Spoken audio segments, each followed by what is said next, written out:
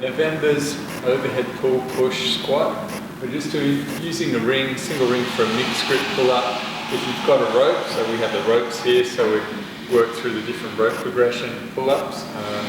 So you're getting, starting out with a closer grip and then gradually making it wider and wider. You can do the same type of thing with uneven rings as well. So, but your base one, just kind of work with this grip. If you've still got the toes on the ground, you do it like that. Nice dead hang, really traction out. Get that chest right up. Make sure you get even reps each side. Working the reps that are right for you, the tempo that's right for you, so you can progress to the harder versions. So if you're going for jump style, you have it a bit higher, using that same kind of style like that. Or you can go for it with the uneven rings, where I've got that high one here, and then I'm just going to pull myself up to the higher one. So depending on how far you want your grip apart, you'll separate the rings. So that way I'm pulling to that top one. Really trying to get my chest up. And then go to the other side.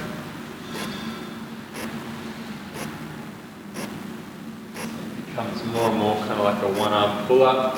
And the further that goes away, then you can start to kind of even push down, kind of like a dip, but you're really trying to work that top arm. Is the working one. You can use a band with it as well if it's a bit messy, but you put the band on the top one. So that's the one you're pulling towards. For the overhead press, working on that back press up, for most people that's where it's at. If you find that you're still struggling to get a good position with it, I find this quite challenging out of all the lifts. Just even working a planche style position into a hiked up kind of down dog like that, and then coming back into a planche position to strengthen the shoulders, and really trying to protract but elevate the scap so you get right up. Then you can walk in, depending on your strength, if you need to, you raise the hands up a little bit, so it's a bit more weight in the feet, but really trying to get the butt up as high as you can, and then lower down into that tripod position. Press that. So the more weight you can keep in the hands, the better with that. So depending on where you're at, if you're progressing, drop the reps. If you progress to a harder version, if you want to get a bit more volume on an easier version to develop it a bit more, just keep working with it. Usually it's good to kind of have a strategy that you hold for a month when it comes to reps and then change it over.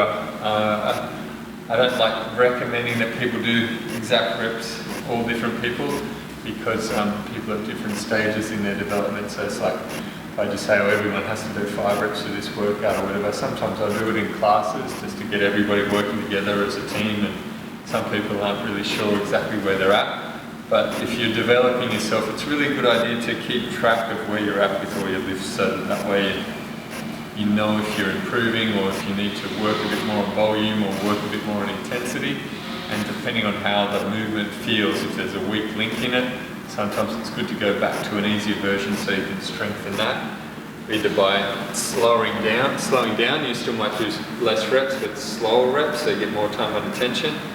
Or by doing an easier version, higher reps and getting a bit more volume, that way getting more aerobic development within that strength endurance kind of protocol as opposed to maximum strength, but at the closer to that side and the side of hypertrophy and muscular development. For the pistol squat, your progressions, you can work on it. Obviously that close stance squat is what gives you the flexibility get right down. So if you haven't got that, work on your ankle mobility, do the band wraps, do their anchored bands that they even use it, double over band to really try and move your ankle.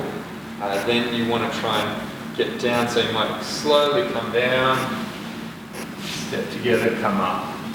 And just squatting that or holding onto something, coming down and then coming back up. If you've got that down, you can work on coming down and back up. And then you want to work on holding the leg level and back up. With those, again, be really safe with your knees in those deeper positions. Make sure you've got good alignment. If the flexibility is what you need to focus on, use that. Just make sure that your knees aren't dropping in and you're not turning up, collapsing in it. Just take your time with it. Depends on you whether you want to work, kind of double side, 30 seconds for press, and then do 30 seconds per leg, a bit more volume, or get both legs done within the 30 seconds and kind of half the amount of reps that you're doing in the pulling and pushing movements. But how you put that together, I just like the 2-minute round because it works for the classes. But this month I think we're actually going to do separate legs, so there's no rest, but because you've got just working the legs and you're not loading the legs with any external weights, there's nothing to hold on to, the upper body gets a good rest. So for the extra on it, just doing an overhand grip press, pull-up, sorry. So using the rings, you can have them wider apart, nice and smooth, and this is like the extra finisher, so that kind of 5 to 8 rep mark works well. You can go a bit lower, but just keeping it smooth and jumping, just getting that nice overhand position. If you're going full body weight, that nice pause there, nice dead hang at the bottom. Adjust the rings depending on which version you're going to go with. You could go band as well, but as a finisher it's nice to kind of just have it quick and simple, so getting in and out of the band kind of lose a bit of time. Then we've got the straight arm raise. So if you've got a dumbbell, this is cool. This one really works well for your press handstands and all your kind of straight arm strength. It is in this program, which is like an overhead push, but it's an area where a lot of people need to develop. So I've put it in here. So you're going to protract your shoulders, pushing them forward, elevate the protract right up, just matching the reps, nice and smooth. So obviously adjusting the dumbbells. You do it with the band, you have to do it in a light band, this will be a bit heavy to do it. Adjust. And then protracting, press right up, come down. So that's quite nice too. And then with that, just working a loaded squat. So if it's a band style, just putting it over the traps, standing on it, like that, or you can hold it in front and just give the arms a rest, is quite cool like that. Coming down, pause, cut, pause before you go back to the pull-up, or back squat if you've got a barbell, or the dumbbell in the front rack position. But 3 sets of that as a finisher straight after, nice and tight. Works well. Remember, if you haven't been doing this for a while, just stay with the main workout, the 4 rounds of the pull-up, overhead press, and the pistol squat. Don't worry about the extra, it's just for the guys that have been doing it for a while, and to keep a bit more stimulus in the system, more volume as well. So enjoy it, get into it. Let me know how you're going with everything, and get those videos in. Cheers.